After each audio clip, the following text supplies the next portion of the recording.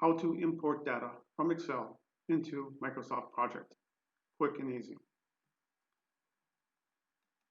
Here I have a simple spreadsheet with task and duration as my headers, and I want to import this data into Microsoft Project. The spreadsheet is called MS Project, and it is located on my desktop. In Microsoft Project, new from Excel workbook. Again, it's located on my desktop, and it's called Microsoft Project.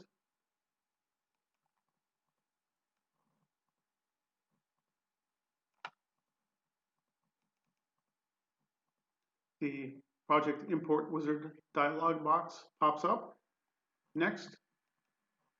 And this is a new map, so I'll just keep the default. And this is a new project, so I'll just keep it as a default. And I do have task, and my spreadsheet does have headers.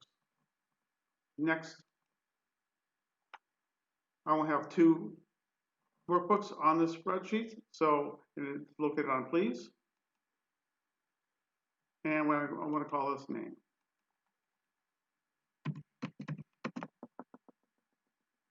Or you could use the drop-down box.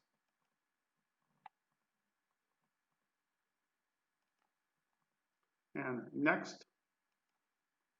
Now, if I was doing this over and over again, I may want to save this map, but in this particular case, it's a one-time deal. So finish. And Microsoft Project opens up to the data we just imported. And if I want to link all of these, I just highlight them and link. And watch what happens over here. And they're all linked together.